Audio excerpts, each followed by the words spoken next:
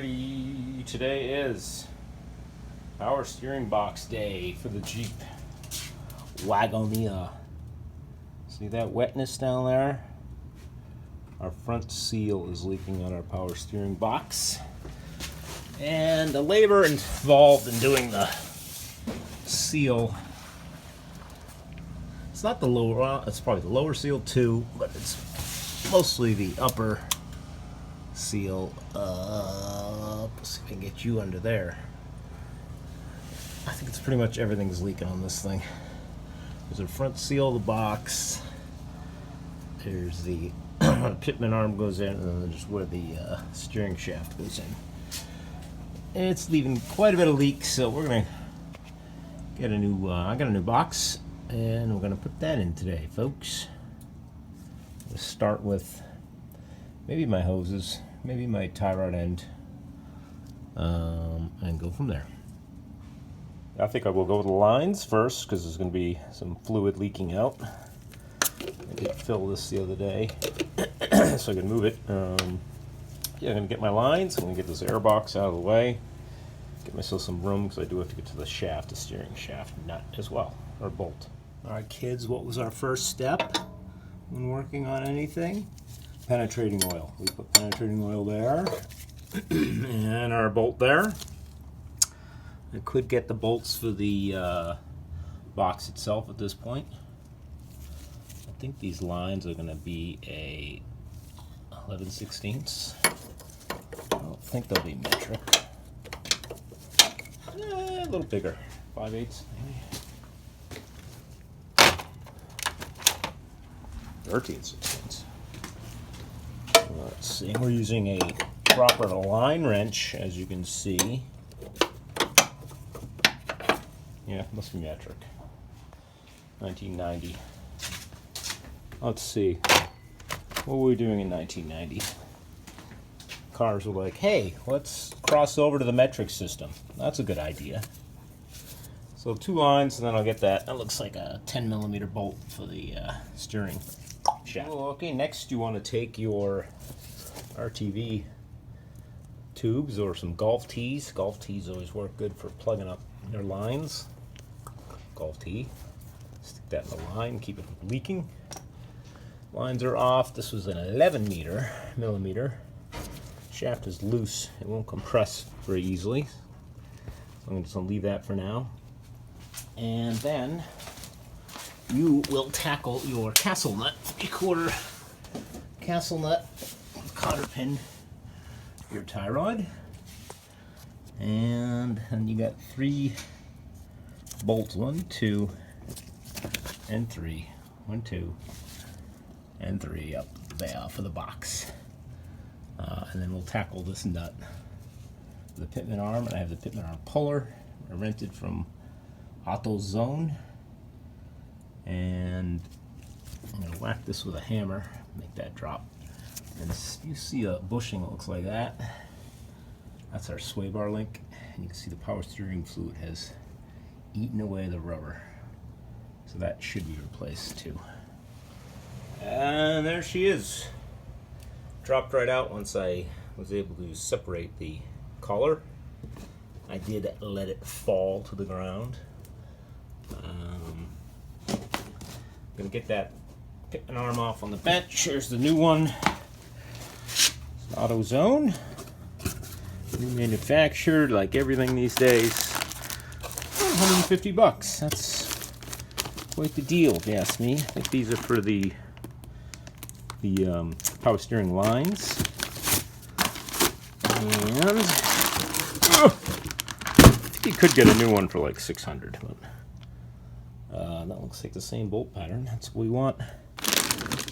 And I'm gonna make a template for another job I got. I have a buddy with a Scout. He wants to put power steering in, and I think this box is perfect. Let's make a template of that bolt pattern there, and see if we can adapt this to his Scout.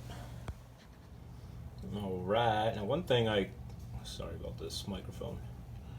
One thing I could have done is loosen this on the vehicle. Would have been a hair easier, but I was able to just get it, whack it. Everything's looking good. However, the Pitman arm puller I did rent, apparently there are, once again, there's different sizes. I need something a little wider. So do I go back to the store, or do I try my luck with good old penetrating oil? I could even a little heat. Sometimes these, believe it or not, sometimes they'll come right off. We'll see. Don't hit the threads. Play with that. If not, I'll have to go get. I don't have any pullers here. It's everything I've sold off. But I'll let you know. Okay, so I ended up going to the store and getting the proper one that says Pitman arm puller. The other one said tie rod Pitman arm puller. Jaws were tiny. This looked like it was made for fucking lawnmowers. My fault. I should have noticed that. Their fault, because they should have noticed I said I need a Pitman arm puller. But anywho, I got the bigger one. I was beating on this earlier. Every backyard hack knows that. Heating it. Came a little bit, but I was like, you know what? I just got to get the right thing. So here we are. We'll tighten that up. Oil on the threads. Very, very, very important. Especially if it's your own tool. You don't want to stretch those threads. A lot of heat gets generated when you're pulling, pressing, anything. So, yeah, I'm going to shoot that a little more penetrating, and this will pull right off now. Well, it's refreshing to know that they still make rebuilt boxes like shit these days. I had to go back. This is my second steering box. The threads were fucked up on these two. I can only get one of my bolts in. And I'm like, oh, I'll just run a tap through there. Well, no, it's not a standard. It's a, these are 7/16, 14 threads per inch. And most tap sets are 7/16, 16? I don't know. Anyway, that tap is too big. A 3/8 14 is what I need. And I think they do that on purpose. I think it's a 3/8 so this is a tight fit because it is a steering box, but the other boxes I couldn't even do this. I couldn't get them started. Which is, yeah, 20 years ago that happened all the time because they would rebuild the box, the bushings, and they would never check the threads or the taps. And it's good to know that 20 years later they're still doing that. Yes, that's sarcasm. So, a few trips to AutoZone today, and let's make sure these work.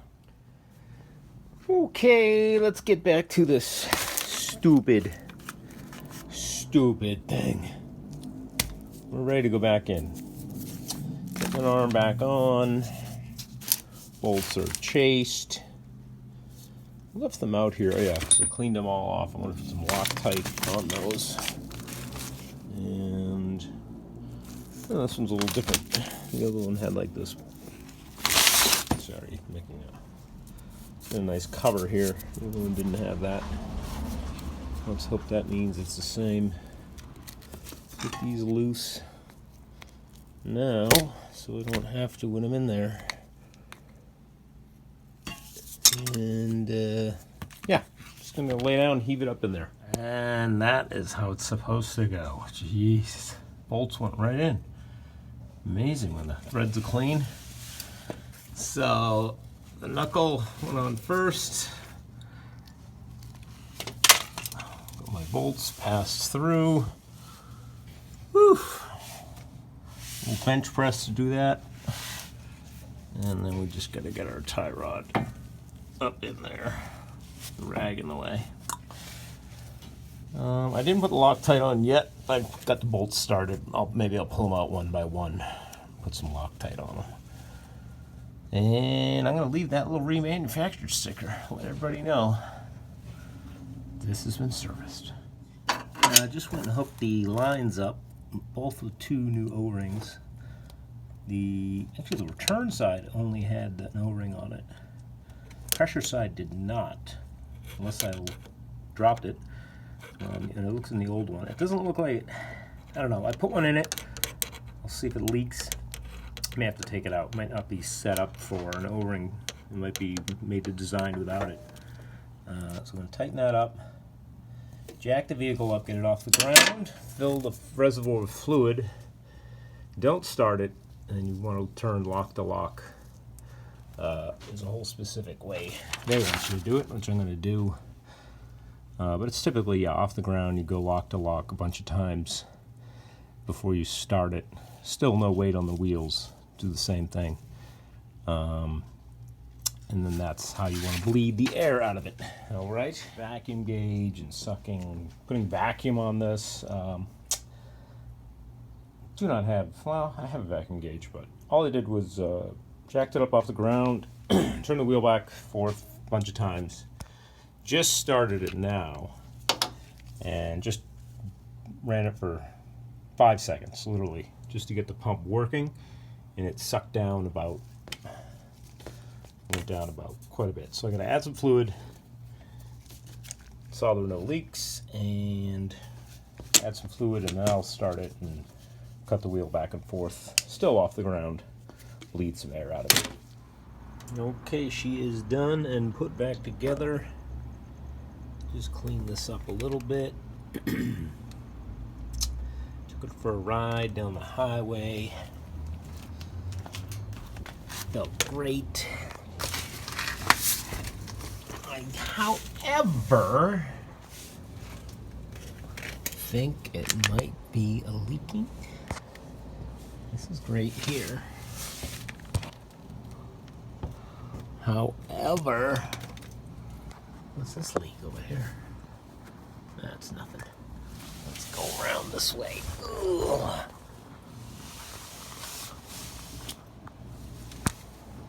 Sorry, getting the light. Okay. Right.